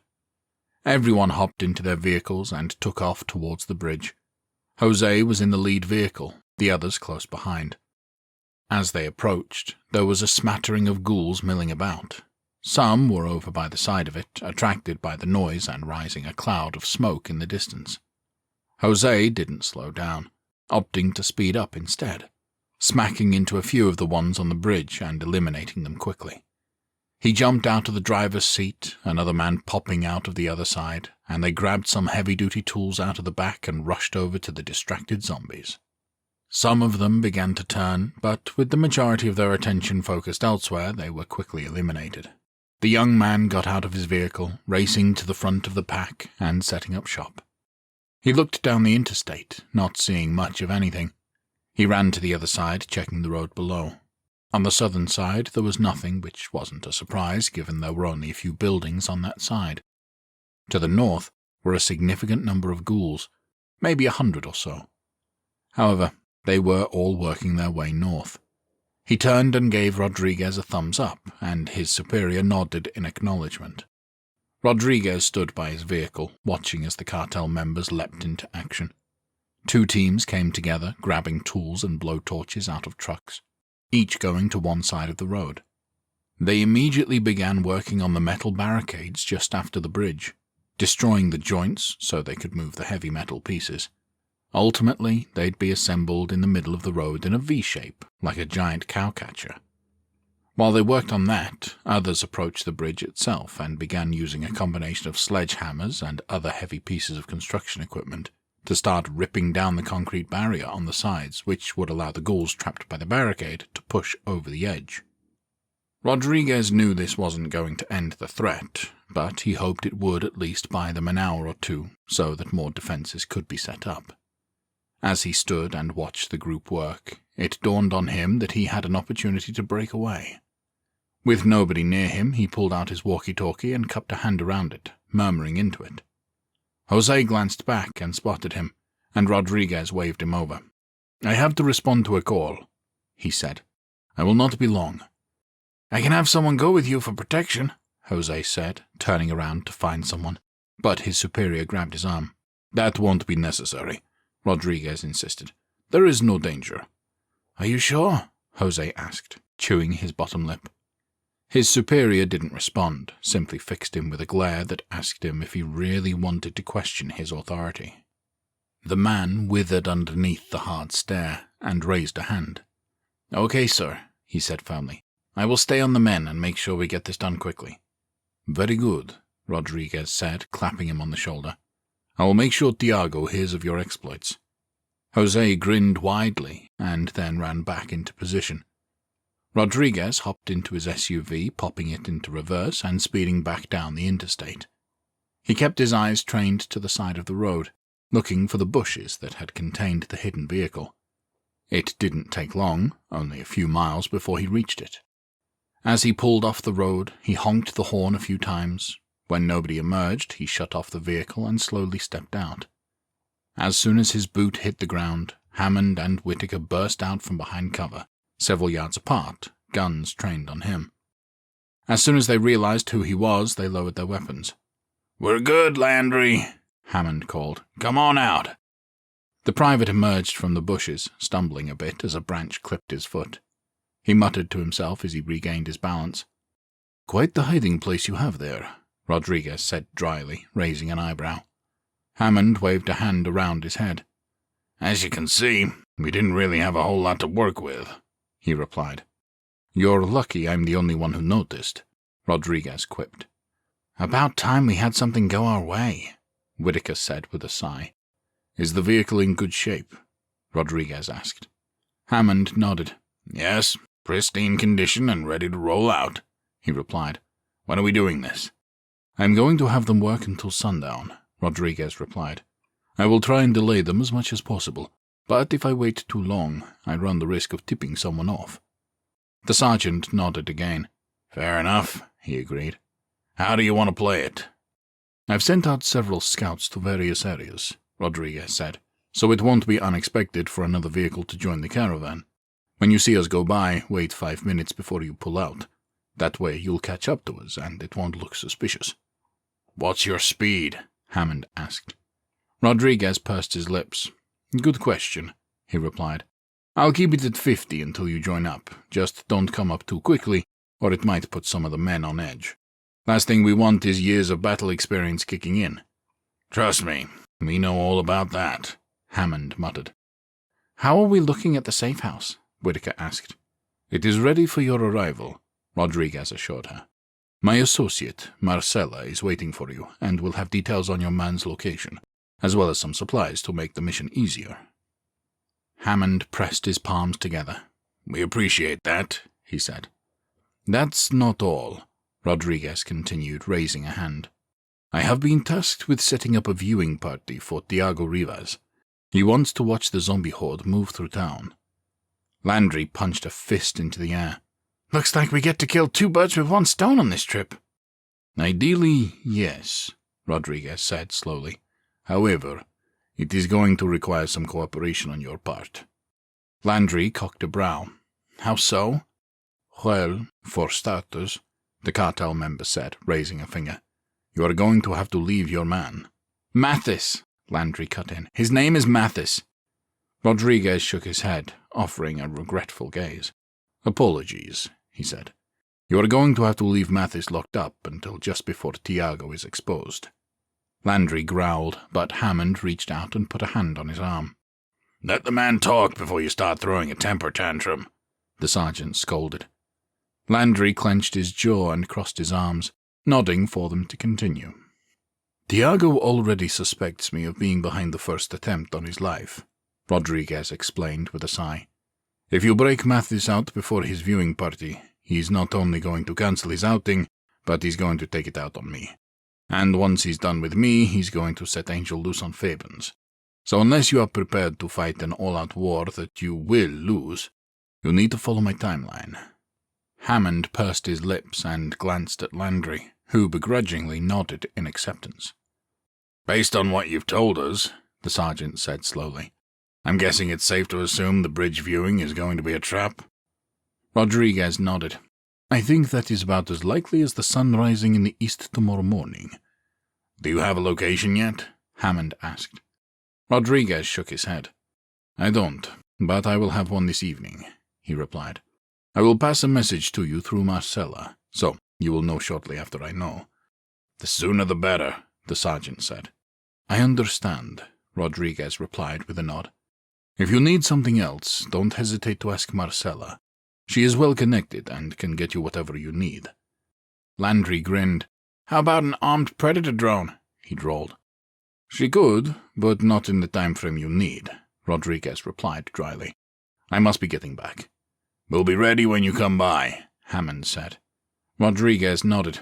Good luck with everything, he said, sincerity in his voice. The soldiers inclined their heads to him, and he got back into his vehicle, speeding back towards the bridge. They came together in front of their SUV, watching him vanish on the horizon. So, a snatch and grab plus an assassination in one day? Whitaker said. That's going to be an adventure. Wouldn't be the first time we've done it, Landry said. She rolled her eyes. It will be without air support and backup, she drawled. Who doesn't love a challenge? He shot back. Well, I suppose we should get comfortable, Hammond said, letting out a deep breath. Got quite a ways to go before sundown. Chapter 6. Sparks and Jeff stood at the edge of the building, staring at the smoke rising in the distance. They intensified in the last few minutes as the fire grew. What in the hell did that maniac blow up to cause smoke like that? The skinhead asked. Sparks shook her head. Not sure, she admitted. Whatever it is, it's burning up quickly. Maybe we'll get lucky and the fire is burning up those dead fuckers, Jeff muttered. She sighed. I spent the better part of a day setting those things on fire, she replied. They simply don't go up that easy. Well, thank you very much for shooting down my dream, Jeff moaned. She let out a little huff of a laugh. Just doing my part, she said, and looked over to Javier, who was still setting up the sound system. How are we looking over there? Just about done, he called back. 2, maybe 3 more minutes? She nodded, but he didn't see it since he was focused on the task at hand. Before she could do anything else, her radio sprang to life. Sparks! Sparks! A frantic Trenton cried through the speaker. Are you there? She furrowed her brow as she reached for the radio. That can't be good, Jeff quipped, eyes concerned. No, it can't, she agreed, and raised the walkie-talkie to her lips. I'm here. What's going on? We're fucking trapped and need help, Trenton cried. Sparks took a deep breath. Okay, just calm down. We'll get you out, she said in a level tone. Just hang tight. We can't hang tight because that asshole set the building on fire with that explosion, Trenton yelled. Fuck, Jeff blurted. Where are you? Sparks demanded into the radio. We're in some clothing store beside where the explosion went off, Trenton replied, speaking fast. Fucking shattered the windows and those things flooded in quick. We're in the storeroom, but the back alley is filled with zombies. She rubbed her forehead. Can you go out the front? She asked. No, those things are everywhere, and the front of the store is on fire, came the frantic reply. The door is starting to get warm, and smoke is coming in from the bottom. We don't have a whole lot of time. Keep your radio on, Sparks instructed. Jeff and I are on the way. She turned to Javier, still deep into his audio setup. Change of plans, she said loudly. I want you to finish that up, then get back to the vehicle. We're probably going to need a pickup. He sat back on his heels, brow furrowed, apparently having heard none of the conversation. What? Can you get back to the truck on your own? Sparks asked. Javier shook his head, perplexed. Yeah, I can, but why? That explosion trapped the others, so we're going to have to go get them, she explained. Now, do you have a radio? Javier nodded, clenching his jaw. Keep it on channel 12, Sparks instructed. I'll be in touch. She nodded to Jeff. Let's move. The duo ran to the hatch and slid down the ladder into the maintenance room, racing towards the stairwell. When they came through the door, moans erupted from down below. Shit, they caught up to us, he muttered. Just push through them, Sparks said. We gotta move. They raced down the stairs, stopping at the landing to survey the situation. There were 3 zombies that had worked their way inside, hanging around the bottom. Jeff didn't wait for instructions, jumping down and getting to work. He kicked the first one to the ground and used the bottom of his boot to crush the skull. The other 2 were quickly felled with his machete. Sparks casually walked up the stairs as he finished up. Not wasting any time, huh? She asked dryly. You said we were in a hurry, he replied with a grin. She smirked and pressed herself against the wall next to the door to the hallway.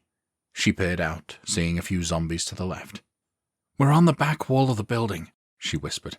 Let's go to the right and get to the first unoccupied room we can find. Shouldn't be too hard to get out through the window. Jeff nodded. I'll follow your lead, he promised. Sparks nodded and readied her handgun, unsure of what she was about to face in the hallway. She burst out and darted around the corner, and the ghouls she'd been keeping an eye on immediately turned to begin their pursuit. She ignored them in favor of the more immediate threat, 4 zombies in front of her. Without hesitation, she aimed her gun and started firing, quickly dropping the closest 2 corpses. Jeff put a hand on her shoulder to get her to stop, and then raced by, shoulder blocking the remaining 2 into the wall to clear the way for them. The duo sped down the hall, checking each patient room for an empty one. Finally, on the 3rd one, they found one that was clear and entered. Secure the door. I'll get the window, Sparks said. Jeff threw the lock on the door and then dragged a stuffed recliner over from the corner for a little extra reinforcement. Sparks paused at the window, looking both ways to make sure the coast outside was clear. When she was sure, she opened the window and quickly hopped out, aiming her gun down the back of the building. There was a small driveway along the back, followed by desert landscape past that. We're clear, she said. Let's move. Jeff ran over to the window as the zombies in the hallway reached the door. They helplessly smacked against the glass, watching their prey escape out the back of the building. They sprinted to the side of the building, looking towards the smoke rising in the distance, no more than 5 or 6 blocks away. With nothing in their immediate area, they moved up the side, stopping at the front. Sparks looked out towards the front door of the hospital, seeing a few dozen zombies still present at the front trying to get in. Dozens more had moved away from the crowd, shambling down the street towards the explosion.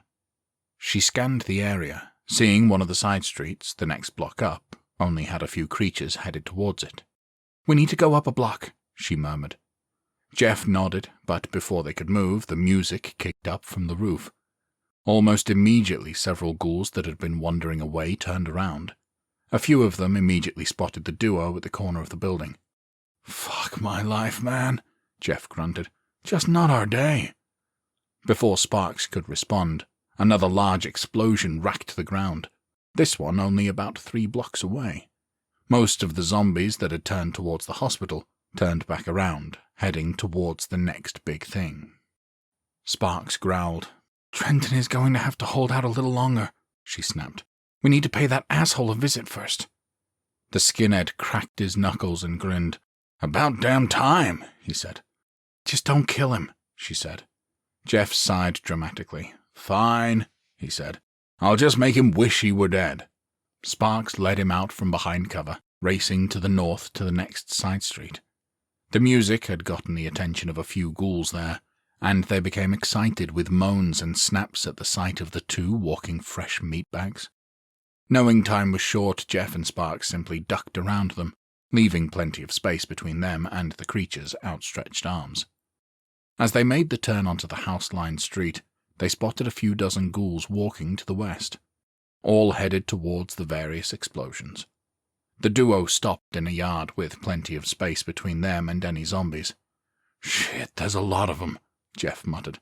"You want to move up a block?" Sparks shook her head. "No time," she replied. "They're spread out enough, just don't stop moving." He nodded, and they took off, pumping their legs hard as they ran. They stayed in the grass as much as they could to soften the noise. Most of the zombies had their backs to them, so it was easy to blow past safely. Jeff made it a point to lower his shoulder and back into the backs of a few of the zombies, sending them tumbling to the ground. When they reached the first side street, still a couple of blocks away from the latest explosion, they paused. They looked down to see the front edge of the hospital horde moving across it. "One more block and we cut over," Sparks said, and at Jeff's nod, they took off sprinting once again. By this point, several zombies ahead of them had turned back towards them from the sounds of their footsteps. The duo pulled out their machetes, ready for battle. They ran through yards, ducking and darting around the outstretched hands. One creature got particularly close to Sparks, but rather than pause to stab it, she smacked it in the side of the head with her blade. A crowd was forming around them, and Jeff grabbed one ghoul by the back of the shirt and used it as a battering ram, smacking into several corpses and knocking them onto the ground.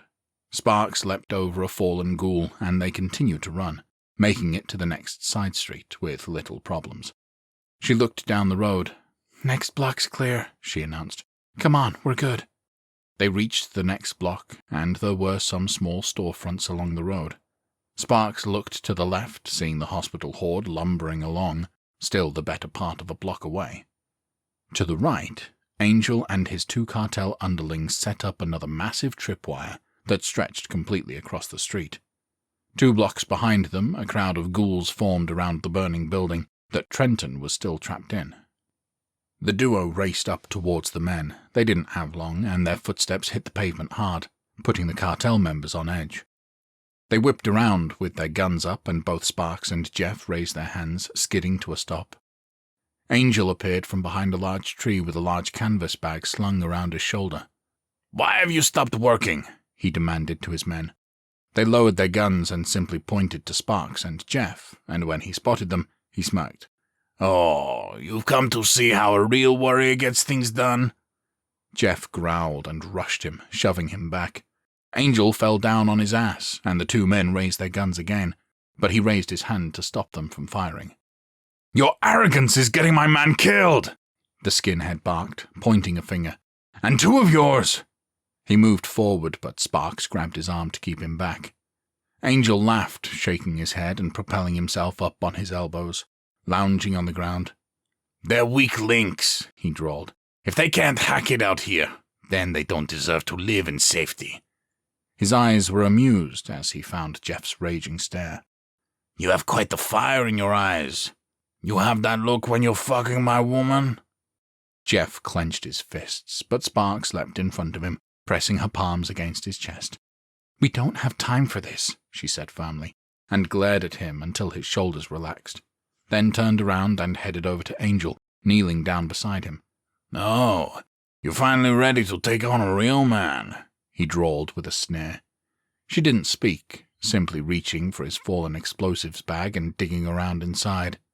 She pulled out a couple of devices and tossed them aside, rummaging around before finally finding what she was looking for. She grabbed 2 fist-sized explosives with fuses coming out of them. "I'm just going to take these," she said, and got up, turning back to Jeff. "Come on, let's go get them out." She glanced over her shoulder. "And you've done enough. Leave this and go." Angel snarled. "Who do you think you are, giving me orders?" he demanded. "I could gut you and leave you for dead." Sparks drew her gun and aimed it at his head, glaring daggers at him. In a flash, Jeff aimed his at the other 2 cartel members before they could raise their weapons. "Settle down, boys," he warned. They listened to him, keeping their guns pointed at the ground. "Make no mistake," Sparks said in a low, menacing voice. "I could do the same to you, and nobody would be the wiser. Now get your shit and go, before I change my mind." Angel huffed and got up, clearly displeased with the situation. He grabbed his bag and threw it over his shoulder, waving at his men. "I've had my fun. Let's go, boys," he barked, and led the other two away, back towards their vehicle. Jeff sidled up next to Sparks, taking a deep breath. "You good?" he asked. "Peachy," she replied dryly. He cocked his head. "Why didn't you take him out?" he asked. "I had your back." "As much as I am loath to admit it, we need him alive for the time being," she explained with a sigh, and held up the explosives. "It's like having a less talented version of Rufus hanging around, which could be useful." Jeff begrudgingly nodded, and then glanced back at the zombies wandering up the street, now within a block of them. "We should get moving," he said. Sparks nodded, and they raced towards the store. The front end was nearly engulfed in flames, and they skidded to a stop. "We're not getting in that way," Jeff said, shaking his head. "Around back, let's go," Sparks said, and they took off behind a building to a small alleyway. They quickly stopped at the edge, looking down towards the target. There were a couple dozen zombies there, all crowded around the door. Sparks pulled out her walkie-talkie. "Trenton, you there?" she whispered, and turned the volume dial to the lowest it would go. "Trenton!" she hissed. "We're here," came the hoarse reply, and a cough. "Running out of time, though." "You just be ready to move out the back door," Sparks instructed, "because we're making our play." "We'll be ready," he assured her, and then there was more coughing that cut off. She put away the radio and pulled out a lighter. "How's your throwing arm?" she asked. "Distance or accuracy?" Jeff asked. She shrugged. "Mostly distance?" "Pretty good, then," the skinhead assured her. "Where you want me to throw?" "Think you can clear the horde and get this to the next block?" she asked, holding up the explosive she'd taken from Angel. Jeff took it and tossed it up and down a few times to test the weight. "Oh, yeah, that won't be a problem," he replied confidently. She flicked the lighter and then put the flame to the fuse. A second later, Jeff stepped into the alleyway, took a couple of steps for momentum, and whipped it as hard as he could. It soared through the air, leaving a small trail of smoke behind it. The explosive easily cleared the horde, smacking down on the pavement loudly before clattering to a stop. Jeff ducked back behind the wall with Sparks, and 10 seconds later there was a gigantic explosion, sending shrapnel and debris through the air, some of which cut through the alley horde. Come on, he muttered as they watched with bated breath. "Get a move on, assholes." They waited as the zombies moved towards the explosion. After what felt like an eternity, they'd finally cleared the door, and Sparks pulled the radio out. "Trenton, they're moving away from the door," she hissed. "Be ready to move." Before she could even finish, the door flew open. "Stay inside!" she cried. "They're not clear yet." The duo watched helplessly as one of the cartel members stumbled into the alleyway, only to be overwhelmed by the ghouls that were just on the other side of it. The door partially blocked their view. They could see him grip onto the door handle as they bit down on him, sending the whole pile to the ground. Screams erupted from inside, followed by panicked gunfire, and the zombies that had been distracted by the explosion turned back towards the door. Sparks hit the button on the radio. "Trenton, take cover!" she yelled, and then shoved it back into her pocket. She didn't have any time to waste. The zombies were quickly losing interest in the mostly eaten cartel member and broke off towards the open door. She lit the fuse on the bomb in her hand and took off running towards the horde. Jeff blinked at her. "What are you—" "Oh, shit!" He sprinted after her, a few steps behind. When she reached the edge of the building where Trenton was trapped, she threw the explosive at an angle, bouncing it off the wall over the door. It bonked off of the brick and landed about 5 feet on the other side. She dove behind the metal door, pulling it so that she was wedged between it and the wall. Jeff immediately opened fire as the zombies started coming for her, having a hard time aiming because he was overcorrecting to not hit Sparks. Just in time, he dove behind the door with her, and the device went off. The force of the blast was significant, both of them struggling to hold the door in place. Flames and decaying body parts slammed against it, flying every which way as the explosion ripped through the crowd. As soon as the noise died down, they leapt out from behind the door, handguns at the ready, in case anything survived. The explosion did a good job of clearing everything out, however, leaving nothing but a collection of scorched limbs scattered about. "Trenton!" Sparks yelled. "In here!" he called, and the duo peeked inside. He stood against the door to the main store, a rag over his mouth and nose to protect from the smoke. A mass of bodies lay at his feet, and then something moved in it. Sparks aimed down at the pile, and the freshly turned ghoul of the second dead cartel member rose from the corpses. She didn't hesitate, shooting it directly in the forehead. "Come on, we gotta go," she barked. "This door is gonna give," Trenton warned, "so be ready." Sparks nodded and aimed at the door as Jeff stepped away from her, firing a few shots towards the street. Trenton crouched and then darted away, the door flinging open behind him. Sparks squeezed off a few rounds, striking some flaming zombies as they poured through the opening. Trenton dove outside, gasping for air, and Jeff grabbed his arm. "We're good," he said, motioning to the alley. "Let's go!" The trio worked their way around to the street, and as they emerged, they spotted an SUV approaching. Javier honked the horn when he caught sight of them and pulled up, his window rolled down. "Get in!" he cried. Without hesitation, they hopped into the vehicle, and as soon as the door slammed, he hit the gas. As they crossed the street leading to the hospital, Sparks looked down to see a massive horde marching their way. "Thanks for the pickup," she breathed, leaning back in the passenger seat. Javier shook his head. "I kept hearing explosions and thought you might be in trouble," he admitted. "You weren't wrong," Jeff declared from the back seat. Javier glanced in the rear view at Trenton as he wrapped some strips of fabric around his burned hands. "Where are the others?" he asked. Trenton met his eyes and swallowed hard, simply shaking his head in defeat. Javier clenched his jaw and hit the gas even harder, squealing around a corner and heading south towards the bridge. "Where are you going?" Sparks asked. "Going to circle around, try and pick up some more stragglers while we head back," he replied firmly. "Not going to go too deep into town, though. Don't want to risk pulling those things towards the bridge." They all sat in silence as Javier drove several blocks to the south. They looked down several side streets, seeing numerous zombies headed towards the north, drawn to the explosions. "As much as he fucked us over," Jeff muttered, "those explosions from Angel did the trick." Javier let out a dark laugh. "Let's never tell him that, though." "You can guarantee that, brother," Jeff agreed. Sparks let out a deep sigh. "I think we can safely head back," she said. Javier made the next turn onto a mostly empty street. As he drove towards the outskirts of town, he turned onto the last road that ran into the desert on the backside of the hospital. "Hang tight," he said. "We're going to go off-road to get back north." Everyone braced as they pulled onto the desert terrain, bouncing around as they made their slow journey back to the interstate. The mission was as successful as it was going to get.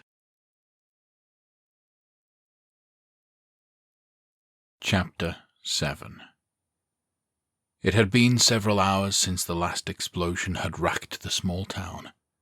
It had also been several hours since the last zombie sighting near the bridge, which put the men working on the barricade at ease and allowed them to focus entirely on the task at hand. Rodriguez walked through the makeshift construction zone, inspecting each area of the work. The metal barriers that had been repurposed had been secured to the posts that had been installed on the interstate. Every 3 yards another one had been put down, giving the 4-foot-tall barricade a serious amount of heft. 2 large pieces of metal ran for 20 yards across the road before connecting at the center, forming a giant V. Rodriguez stepped over the barrier and walked to the side of the bridge, which had been completely demolished. He looked down, seeing the 20-foot drop to the road below. He nodded with approval, knowing that this would buy them some time. He looked to the west, watching the sun hang low in the sky. Apprehension bubbled up inside of him. It was time to go back to El Paso. Hopefully he could get Hammond and his team in. He took a deep breath before letting out a loud whistle. The ear-piercing sound got the attention of everyone, and they stopped working. "That's enough for today," he declared. "We will be back here before dawn to put the finishing touches before they arrive. You have all done very well and done your town a great service." The group let out a little celebratory yell at his praise and headed for their trucks, fist-bumping each other and clapping each other on the back. "Sir?" Jose asked as he approached Rodriguez. "I can have some men stay overnight to keep working." His superior shook his head. "Not necessary," he insisted. "It would only be a minimal improvement, and with the darkness it would be too risky. Last thing we want is to show up in the morning and be greeted by runners, don't you think?" Jose paused and then nodded slowly. "Sir, he trailed off, and then cleared his throat. "Have you heard from the others, the ones who were in town?" Rodriguez took a deep breath and frowned. "Yes, I have," he said quietly. "Your 2 men did not make it. I told the others to head back without us." Jose clenched his jaw, staring at the sky for a moment as if to ask why, and then let out a deep breath and composed himself. "Thank you for being up front with me, sir," he said. "It never gets easier to lose men," Rodriguez replied, and gave his shoulder a reassuring squeeze. They headed back to the SUV and got in, and he started it up, peeling out to lead the caravan of 3 trucks behind him. They drove in silence, Jose staring thoughtfully out the window. Finally, after a few minutes, Rodriguez glanced at him. "Would you like some music?" he asked. "Yes, that will be great," Jose replied with a nod. Rodriguez pointed to the glove box. "There are some CDs in there," he offered. "Please pick whatever you would like." "Thank you, sir," his subordinate said, perking up a little. He opened up the glove box, leaning down to rummage around. As he did so, Rodriguez stared at the hiding spot that the soldiers were in. Even though it was dark and he couldn't see anything, he felt it would be safer for his perceptive passenger to be completely distracted to eliminate any risk of him seeing them. After a few moments, Jose sat up, holding a CD in his hand. "I found one," he declared. "Used to listen to this all the time when I was a farmhand. I look forward to hearing something that means so much to you," Rodriguez replied. Jose smiled and slid it into the CD player. Soon the vehicle was filled with an upbeat tempo.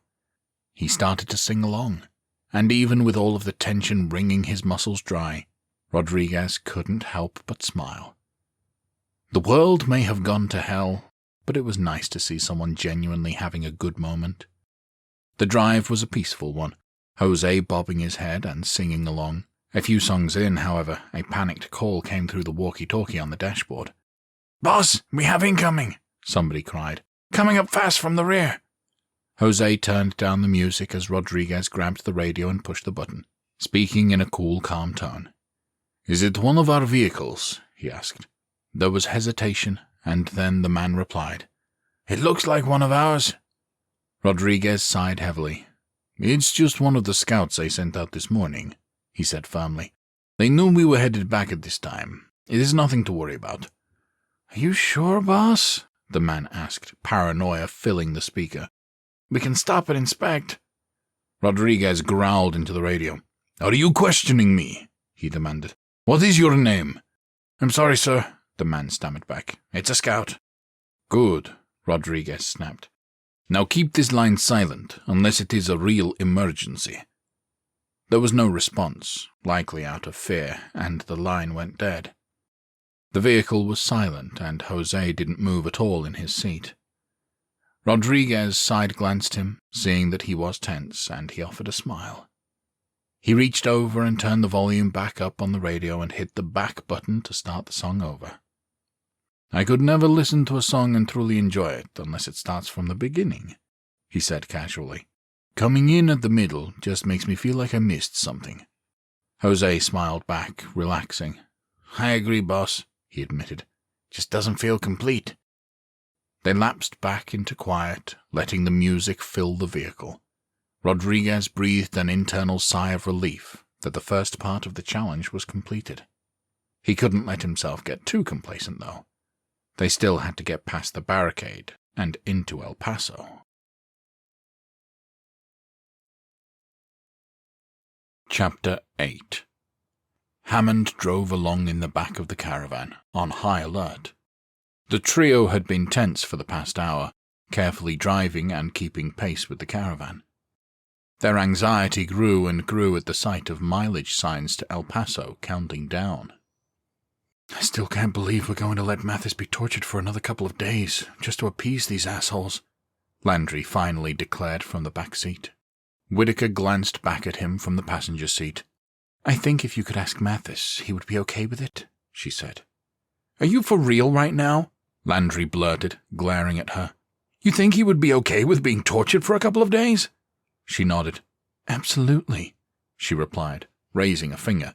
"For starters, he would hate it if he thought that he was responsible for innocent people dying, which breaking him out early would certainly result in. But, more importantly, I get the sense that he would be willing to endure anything and everything, no matter how painful, just to have another shot at that asshole Tiago. If we play by Rodriguez's rules, Mathis can finish the job." Landry swallowed hard and then sat back in a huff. "Yeah, I guess you're right," he admitted with a nod. Whitaker cocked her head. "Okay, be honest," she teased. "How painful was that to admit?" "More painful than anything Mathis is going through, that's for sure," Landry joked, rolling his eyes. The interior of the SUV flooded with red light from the brakes of the vehicle in front of them. Hammond gripped the steering wheel with white knuckles. "Get your head in the game, people," he said. "We're here." Both soldiers clamped their jaws shut and focused intently on the barricade. As they grew closer, armed guards with their spotlights came into view. "Looks like they've upgraded since the last time we were here," Whitaker muttered. Landry leaned forward. "Well, we did do a good job of tearing them down," he added. He blinked when he noticed a 50 cal machine gun on the back of a truck, which definitely hadn't been there the first time they'd fought through. "Damn, that's an upgrade I'm glad wasn't here last time," he mused. The caravan slowed down, and Hammond swallowed hard. "Come on, Rodriguez," he murmured. "I thought we were going to blow right through this stop." The trio watched intently as a couple of armed guards waved the lead vehicle to a stop, forcing everyone else to do the same. 2 men with assault rifles walked up to Rodriguez's window, motioning for him to roll it down. It was about 20 yards away, so they couldn't make out what they were saying, but based on the agitated expressions and open mouths, it looked like there was a lot of yelling on both accounts. "Not liking this one bit," Landry said. As they argued, one of the guards let out a whistle, motioning for 2 of his companions to start walking the line. They stopped at the second vehicle, making them roll down the windows so they could inspect who was inside. "Really not liking this," Landry continued, voice a higher pitch than before. He grabbed his rifle to ready it, but Hammond held up a hand. "Calm yourself," the sergeant said firmly. "We're not there yet." They watched with bated breath as the guards walked to the 3rd car in the line, inspecting the inside of it as well. One of them laughed, apparently joking with the driver for a moment before heading for the 4th vehicle, right ahead of the fugitives. "Are we there yet?" Landry asked, half mocking and half panicked. "Are we there yet?" Hammond stared intently at the 2 guards. They weren't wasting time, as the vehicle in front of them already had their windows down. "Yeah, we're there," the sergeant declared. "Nobody shoots until I do, understood?" Both privates replied in the affirmative in unison. "Whitaker, if we go hot, you disable the truck in front of us," Hammond said quickly. "Landry, you pepper that 50 cal. Even if you can't take out the gunner, the bullets flying his way should give us enough time to back up." Landry nodded. "I'll put the fear of God in him," he said. Hammond drew his handgun from his holster, setting it in his lap. The guards at the vehicle in front of them finished up and turned in their direction. They reached the back of the truck when a loud whistle pierced the air. They turned back, and Rodriguez had gotten out of his vehicle, eyes blazing. He motioned angrily for them to come to him, and they turned, heading away from the final vehicle. As they did, the 3 soldiers let out sighs of relief. Rodriguez stood between the 2 inspectors and the original armed guards, pointing and motioning wildly while yelling, face growing red.